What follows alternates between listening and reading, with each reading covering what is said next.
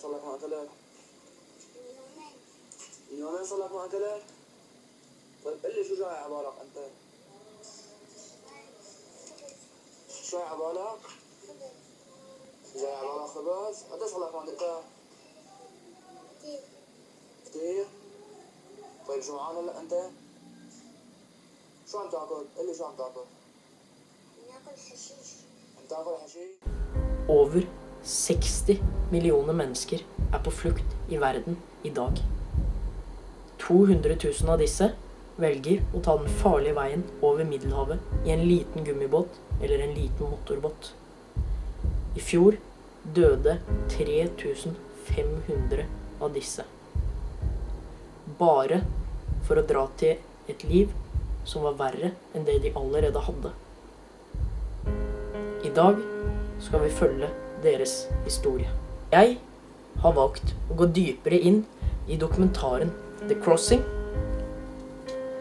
2 bøker av Simon Stranger, Basaka og De som ikke finnes. En gutt fra Ghana og en vennegjeng fra Syria som risikerer alt for et bedre liv. Hvordan leder da Simon Stranger og George Kurian vårt syn på flyktninger? George Kurian skaperen av dokumentarfilmen The Crossing, eller Flukten, som den heter på norsk. Man vet ikke så veldig mye om han, men han 53 år gammel mann som arbeider som fotograf eller som filmskaper. Simon Stranger 40 år gammel. Han veldig kjent for å være forut for sin tid med sine bøker. Han prisberømt for De som ikke finnes, og en forfatter som ikke redd for å gi stikk til samfunnet. Hvis vi trekker tekstene hurtig opp mot ethos, pathos og logos, så det ingen bedre til å fortelle om sin egen reise enn seg selv. Det ingen sterkere følelser enn frykten, kjærligheten og håpet som finner sted langt ute på en liten båt i Middelhavet. Det ingen større logikk enn en krise over 60 millioner mennesker opplever hver dag den dag i dag. Litteraturen kan derfor ikke bli mer troverdig når følelser møter realiteten. Basaka handler om et møte mellom 2 verdener, der Emilie sin verden ekstremt forskjellig fra Samuel sin verden. Samuel må reise for å tjene for familiens opphold. Han må reise for at familien skal overleve. Emilie må hjelpe ham. De som ikke finnes handler for det meste om Samuel. Samuel ble sendt hjem fra Gran Canaria. Det handler om den skuffelsen. Hvordan det å komme hjem igjen. Det handler om hvordan man prøver på nytt når man ikke lenger kan bo i sitt hjemland.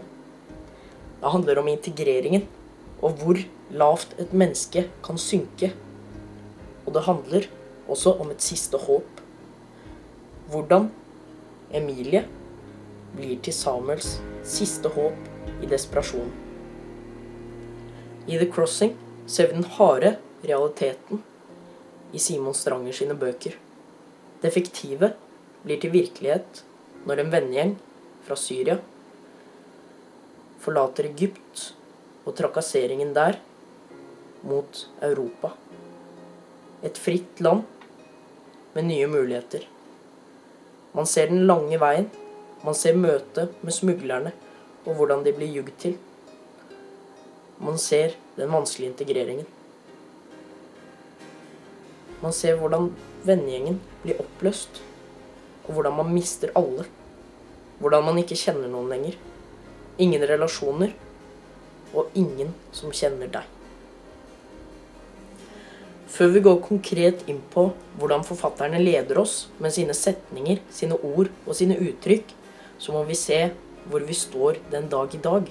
Hva utgangspunktet til menneskene rundt oss? Hva det de tenker om flyktningene?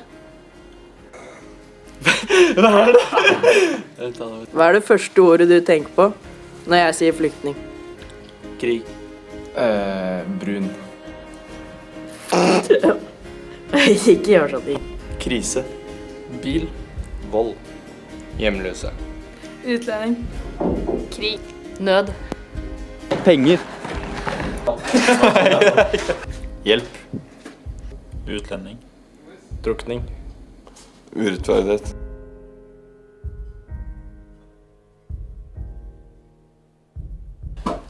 Når vi ser på hvilke ord menneskene rundt oss bruker, så ser vi at det er en blanding av fremmedfrykt og sympati for flyktningene. Dette gjør at de kan bli ledet i hvilken som helst retning når vi nå skal se på hvordan ordene forfatteren eller filmskaperen bruker påvirker oss. Vi ser blant annet denne flammen som Simon Stranger skriver mye om. Denne kjenner vi oss utrolig mye igjen i. Vi kjenner det samme håpet når vi håper på å få en stilling, en jobbstilling, eller for eksempel oppnå noe stort. Akkurat som Samuel vil. Vi kjenner oss også igjen i parallellhandlingen som vi finner i Emilie. Henne har dratt på et ferieparadis. Faren blar frem avisen og sier at rett borti gata her så finner vi flyktninger. Flyktninger som kommer opp langs stranden. Han var bare enda en navnløs flyktning. Enda et tall i myndighetenes statistikk. I dag ser vi hele tiden hvor mange tall det er på hvor mange vi slipper inn. Skal det være 800? Skal det være 8000? Det er en evig diskusjon. Men vi tenker bare på tallene. Vi tenker ikke på menneskene bak. Samtidig som flyktningsmuglerne også ser på dem som en smuglervare. De ser på dem som et tall. Jo flere tall, jo bedre. Jo mer penger. Derfor ser man overfylte båter. Man ser sannheten i det han skriver. Og ordene han bruker, som for eksempel enda en navnløs, det gjør at han prøver å ta fra dem verdigheten. Prøver å trekke fra dem noe som gjør at vi ser på dem som mindreverdig. Fordi løs er et veldig negativt ladet ord. Allikevel så ser vi i setningen at man får en slags skyldfølelse over at vi har tenkt den samme måten. Og dermed blir det en slags middelvei. Man kjenner at man får den skyldfølelsen, men samtidig så er setningen på en måte nedladet. Hun vil ikke ha Samuel inn i huset. Er redd, men tør ikke å si det. Tør ikke å innrømme det. Hvordan kan hun avvise noen som så åpenbart trenger henne? I gangen ligger vesken med lommeboken hennes. Vi ser i disse setningene at det er en del fremmedfrykt. Noe som gjør at vi skammer oss, fordi vi har som regel kjent på det samme. Vi ser veldig ofte i tekstene til Simon Stranger at Emilie representerer oss. Og som regel alt som er dårlig med oss. Som regel ikke alt som er bra med oss. Som ofte, for eksempel at vi vil hjelpe, men vi tør ikke, fordi vi er redd for hva som skal skje. Vi kjenner ikke dette mennesket. Og han ser ikke ut som om han er vennlig.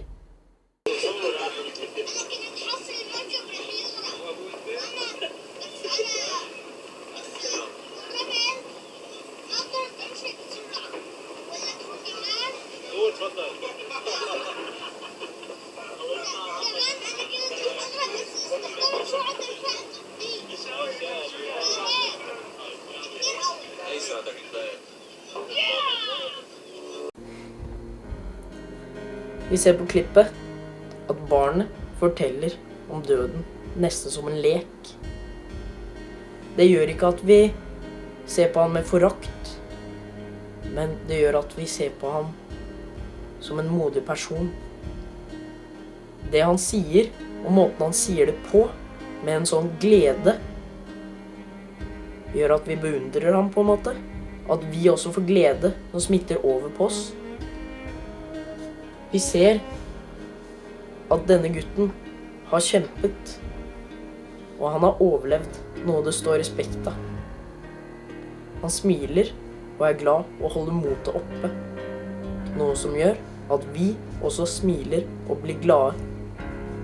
Bildene vi ser rundt han er ikke fine, men man ser nesten inn i selve personen når han forteller sin historie på en måte som noen ville fortalt en hvilken som helst historie hjemme.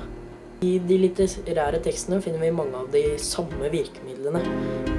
Vi ser at det appellerer veldig til følelsene våre, til sympatien, og til følelsen av at vi burde gjøre mer for å hjelpe disse flyktningene. Som sagt tidligere, så gjenspeiler flukten bøkene til Simon Stranger. Vi ser at de opplever det samme ute på havet. All skitten, all stanken. Vi ser ikke dødsfallene som Samuel har sett, men vi ser selve reisen. Vi ser det å komme til et nytt land og gleden over det, samtidig som de må videre. Alle vil dele sine veier. Så ser man integreringsbiten, hvordan den foregår, og hvordan den er nesten like brutal som selve flukten. I De som ikke finnes, så står det: Den iranske gutten sa ingenting. Øynene hans var fylt av et trist smil. Dette er noe som går igjen i bildene i dokumentarfilmen.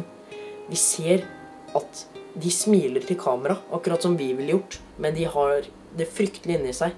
Det blir et slags trist smil, fordi det blir en rar setting å smile i. Vi ser også ulikheter. Denne dokumentarfilmen har ikke den samme parallellhandlingen. Den har ikke noe vi kjenner oss igjen i. Vi får bare den skyldfølelsen. Og de fremstiller det på en måte som sier at de virkelig trenger hjelp.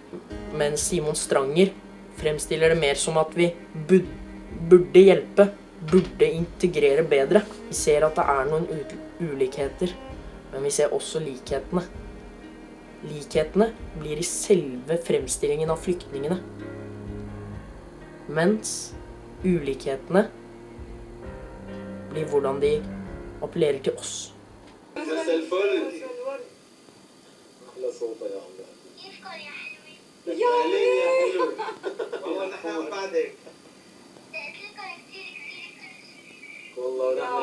يا حياتي يا عمري يا درساني اشتقت لك انا.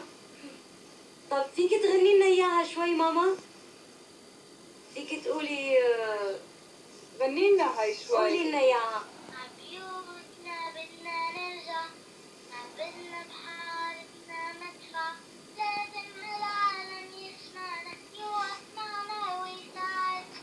احنا خلقنا حتى نعيش مو للموت او نتولد. عم تسمعونا منيح؟ والله نحن عم نسمعكم يا ماما، بس ما في حدا غيرنا عم يسمعكم للأسف يعني.